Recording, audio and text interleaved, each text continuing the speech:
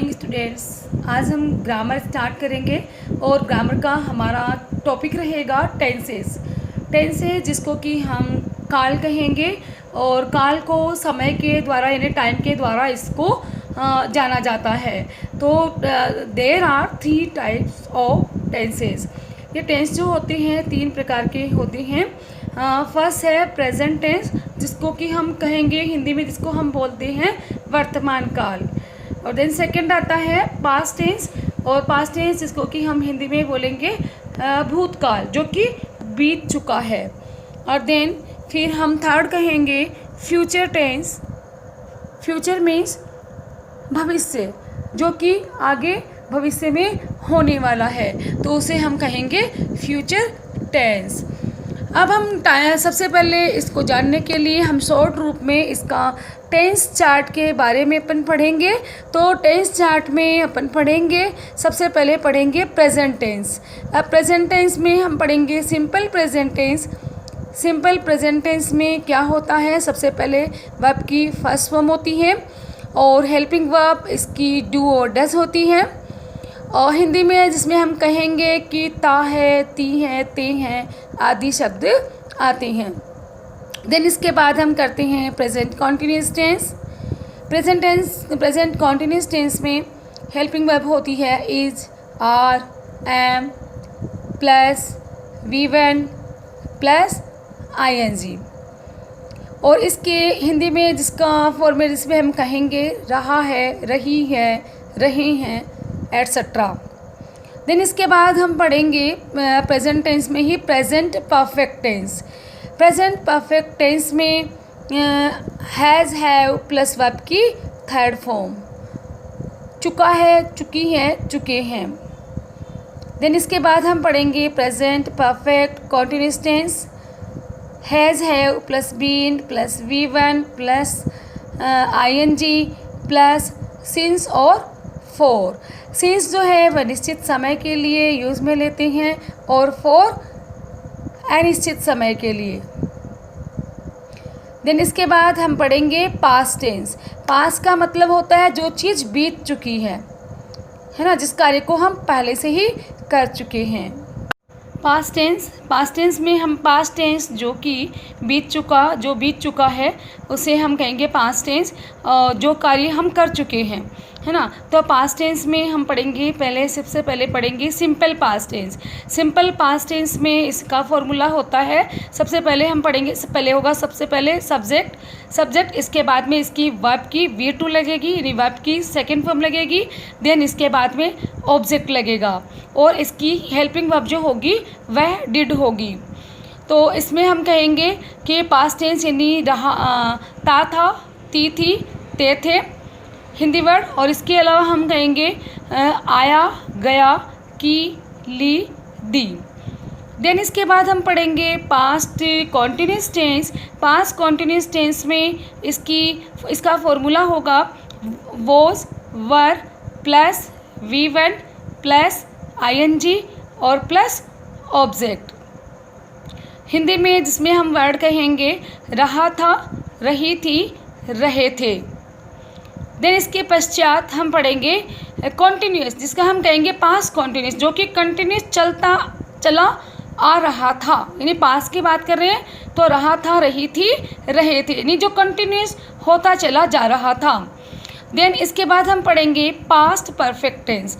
Past perfect यानी इसमें formula इसका होगा हेड प्लस वर्ब की थर्ड फॉर्म और प्लस ऑब्जेक्ट। अब इसमें हम कहेंगे कि इसका हिंदी में इसको हम कहेंगे चुका था, चुकी थी, चुके थे, यानी जो कार्य हो चुका था, है ना। तो इसमें हम कहेंगे हेड प्लस वर्ब की third form plus object. Then इसके पश्चात हम पढ़ेंगे पास्ट परफेक्ट कॉन्टिन्यूस टेंस। तो इसमें हम कहेंगे फॉर्मूला इसका होगा had plus been plus V1 plus ING plus since और फॉर और प्लस ऑब्जेक्ट। अब सिंस जो है इसमें हम सिंस और फॉर जो है हम टाइम सूचक शब्दों के लिए सिंस और फॉर लगाते हैं। तो सिंस जो होगा वह हमारे निश्चित समय के लिए होगा, जैसे सिंस 1988। और फिर हम कोई वर्क कर रहे हैं तो 2 आवर्स, जैसे हमने कहा 2 आवर्स, 2 आवर्स से हम कोई वर्क कर रहे हैं या स्टडी कर रहे हैं, तो उसके लिए टाइम सूचक शब्द लगेगा 4। तो इसके पश्चात हम नेक्स्ट पढ़ेंगे फ्यूचर टेंस। तो फ्यूचर का मतलब होता है कि आने वाला, आगे आने वाला, कि हमारे साथ आगे अब क्या घटित होगा, तो उसे हम कहेंगे फ्यूचर टेंस। फ्यूचर में हम पढ़ेंगे simple future tense. Simple future tense की इसका फॉर्मूला होता है विल, सेल प्लस V1 और प्लस ऑब्जेक्ट। अब इसका मतलब होता है कि आएगा, आएगी, आएंगे, इसमें हिंदी वर्ड लगेंगे आएगा, आएगी, आएंगे।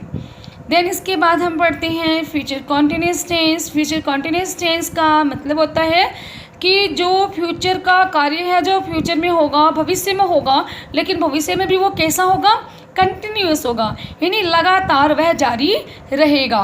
तो इसका हम फॉर्मूला पढ़ेंगे will be, shall be plus V1 plus ING और प्लस ऑब्जेक्ट, है ना। तो इसका हम कहेंगे आ रहा होगा, आ रही होगी, आ रहे होंगे।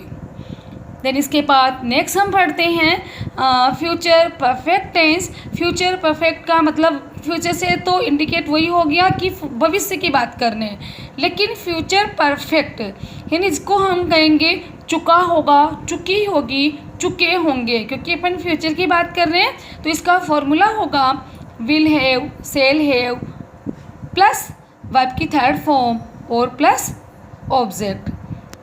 देन इसके बाद हम पढ़ेंगे future perfect continuous tense. Future perfect continuous tense में हो गया कि जो कार्य फ्यूचर में तो है, हम कर रहे होंगे, लेकिन वो भी क्या होगा, कंटिन्यूअस होगा। और कंटिन्यूअस का मतलब होता है लगातार उसको जारी रखा जाना। तो इसका फॉर्मूला होगा will have, shall have plus been plus V1 plus ING plus for और सीन्स और प्लस ऑब्जेक्ट। अब इसमें क्या है कि ING तो हम लगाएंगे और सीन्स और फॉर क्या होता है, सीन्स और फॉर टाइम सूचक शब्दों के लिए इसको सीन्स और फॉर को यूज़ किया जाता है, जिसमें सीन्स जो है वो एक फिक्स टाइम के लिए उसको यूज़ किया जाता है, और फॉर जो है ये फिक्स मीन्स निश्चित समय होता है उसका, उसके लिए सीन्स को यूज़ किया जाता है। और फॉर जो है वो अनिश्चित समय के लिए, जैसे अपन कहते हैं कि 2 hours, we will have been studying for 2 hours. तो हम स्टडीइंग कर रहे हैं, तो वो क्या कर रहे हैं, फॉर 2 आवर्स। ये 2 आवर्स हम कर रहे हैं, लेकिन वो 2 आवर्स क्या हैं, फिक्स नहीं है कि वो 2 आवर्स कौन से समय के हैं, कौन सा टाइमिंग के हैं। तो ऐसे में हम इसका यहाँ पर यूज़ करेंगे फॉरवर्ड का टाइम सूचक शब्द हम यूज़ करेंगे फॉर। देन इसके पश्चात हम स्टार्ट करते हैं अपना एफर्मेटिव सेंटेंस। अब एफर्मेटिव सेंटेंस में हम सबसे पहले पढ़ेंगे simple present tense.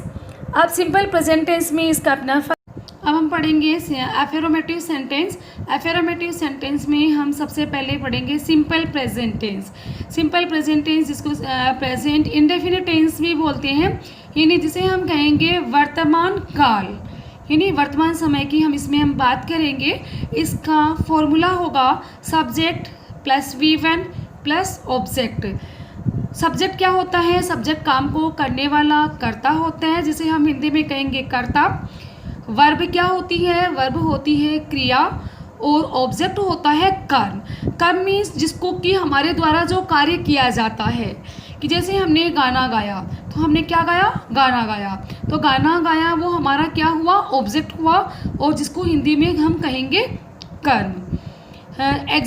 For example के लिए हम कहेंगे कि आई ईट मैंगो, ठीक है, कि मैं आम खाता हूँ। जैसे अपन ने बात करी, जब अपन ने टेंस चार्ट क्लियर किया, उसी का डिटेल हम आगे पढ़ रहे हैं। तो मैंने ये कहा था कि सिंपल प्रेजेंट टेंस में हिंदी में शब्द आते हैं ता है, ती है, ते हैं। तो इसमें लिखा है कि आई ईट मैंगो, यानी आई मीन्स में, ईट वर्ब की फर्स्ट फॉर्म है इसमें, और मैंगो में। इसके बाद हम पढ़ेंगे नेगेटिव सेंटेंस।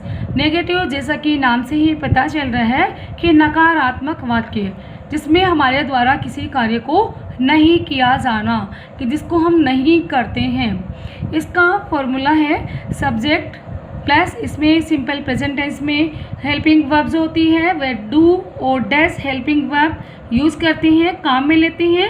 देन अब चूँकि ये नेगेटिव सेंटेंस है तो इसमें डू और डैश के बाद नोट लगेगा, ठीक है, और नोट के बाद वर्ब की फर्स्ट फॉर्म लगेगी, ठीक है। अब तो इसके पश्चात जैसे कि हम अब एग्जाम्पल लेंगे कि सी डज नॉट राइट, वह पुस्तक नहीं लिखती है।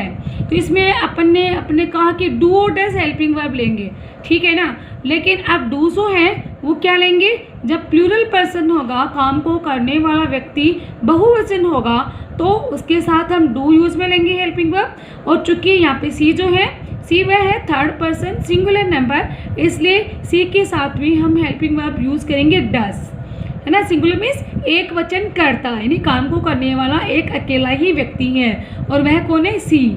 सी डज नॉट राइट, वह लिखती नहीं है, ठीक है। तो इसमें डज के साथ नोट लगेगा। अब सी इसमें क्या हो गया, काम को करने वाला, करने वाले को क्या कहेंगे हम, सी, तो इसको हम कहेंगे सब्जेक्ट। सब्जेक्ट माने काम को करने वाला, करता।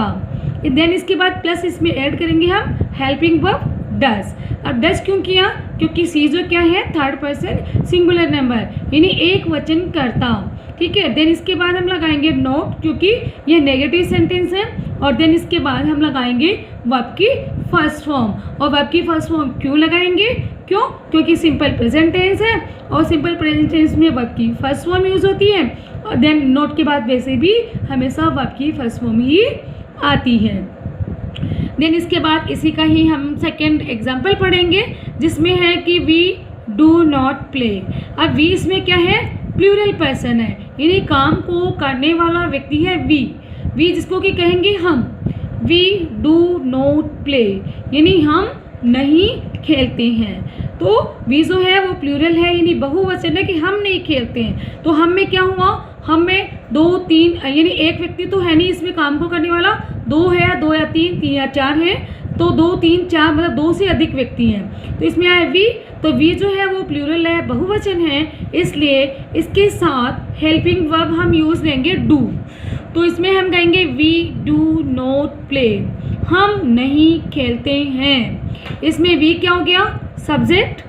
देन इसके बाद क्या आएगा, हेल्पिंग वर्ब डू, है ना। और देन इसके बाद नेगेटिव सेंटेंस है तो हेल्पिंग वर्ब के साथ हम लगाएंगे नोट। और देन इसके बाद वर्ब की फर्स्ट फॉर्म, तो प्ले क्या है, वर्ब की फर्स्ट फॉर्म, ओके। तो फिर इसके बाद थर्ड नंबर पे हम पढ़ेंगे इंटरोगेटिव सेंटेंस। इंटरोगेटिव सेंटेंस का तात्पर्य है कि प्रश्नवाचक वाक्य। प्रश्नवाचक, जैसा कि आपको नाम से ही पता चलता है कि ये क्या से स्टार्ट होता है, कि क्या हम खेलते हैं, क्या हम अपना कार्य करते हैं, क्या हम वहाँ जाएंगे। तो कहने का मतलब है इसमें क्या से सेंटेंस स्टार्ट होगा, ठीक है।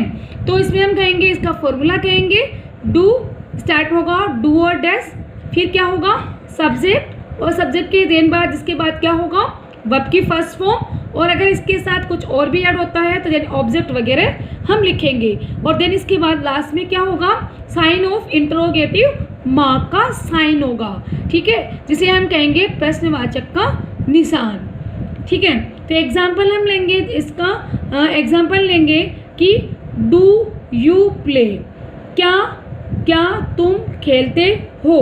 तो यू क्या है, इसमें यू क्या है, सेकेंड पर्सन है, और सेकेंड पर्सन क्या है, प्लूरल नंबर, ठीक है। तो डू के साथ हेल्पिंग वर्ब, मैंने जैसा कि आपको पीछे भी बताया था कि जब हेल्पिंग वर्ब पर्सन्स जो होंगे, काम को करने वाले कर्ता जो होंगे, वो अगर प्लूरल पर्सन होंगे तो उसके साथ हेल्पिंग वर्ब डू यूज करेंगे, डू काम में लेंगे। तो यू जो है सेकेंड पर्सन प्लूरल नंबर है, यानी बहुवचन है, तो इसके साथ हेल्पिंग वर्ब लेंगे हम डू यू प्ले, क्या तुम खेलते हो। जब इंटरोगेटिव सेंटेंस होते हैं तो उसके अंदर हेल्पिंग वर्ब को आगे लाना होता है, और हेल्पिंग वर्ब से ही सेंटेंस को स्टार्ट करना होता है। तो सबसे पहले हम हेल्पिंग वर्ब डू लेंगे, देन इसके बाद सब्जेक्ट लेंगे, और देन सब्जेक्ट के बाद हम हेल्पिंग वर्ब लेंगे, और देन इसके बाद sign of interrogative mark means question mark का निशान लगाएंगे।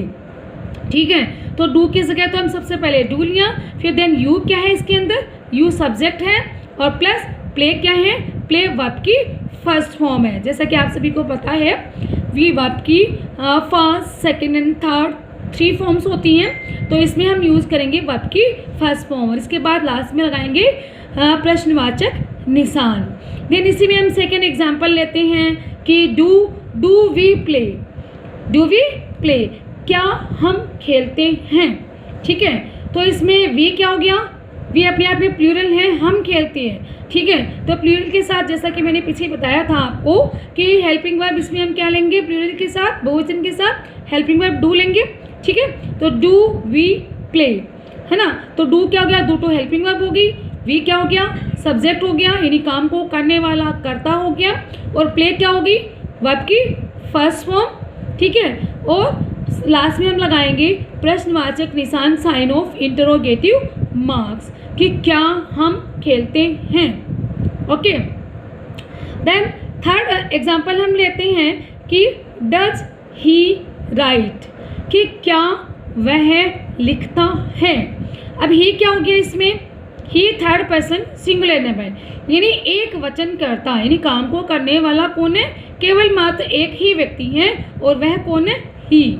तो जब ही है, एक वचन है, थर्ड पर्सन सिंगुलर नंबर यानी एक वचन करता है, तो इसके साथ हेल्पिंग वर्ब हम क्या यूज करेंगे, डज। ठीक है, तो डज ही राइट, क्या वह लिखता है। ठीक है, तो क्वेश्चन मार्क इंटरोगेटिव सेंटेंस है, तो सबसे पहले हम लाएंगे हेल्पिंग वर्ब को। ठीक है, तो हेल्पिंग वर्ब इसके साथ आ जाएगी डज, देन ही क्या है इसके अंदर, सब्जेक्ट यानी काम को करने वाला कर्ता। ठीक है, देन इसके बाद राइट हो गई वर्ब की फर्स्ट फॉर्म और एंड में हम लगाएंगे सिंबल, लगाएंगे साइन ऑफ इंटरोगेटिव मार्क यानी प्रश्नवाचक निशान का हम निशान लगाएंगे। देन इसी प्रकार से सेकेंड एग्जाम्पल 4 भी आता है इसके नेक्स्ट बार, तो फॉर नेक्स्ट एग्जाम्पल हम पढ़ेंगे कि डज सविता कुक फूड, क्या सविता खाना पकाती है ना, तो इसमें ता है, ती है, ते है। ठीक है, अब सविता जो है पर्टिकुलर विशेष नेम है, नाम है, किसी लड़की का नाम है सविता। ठीक है, तो वह एक व्यक्ति हो गई, अकेले नाम से हम उसको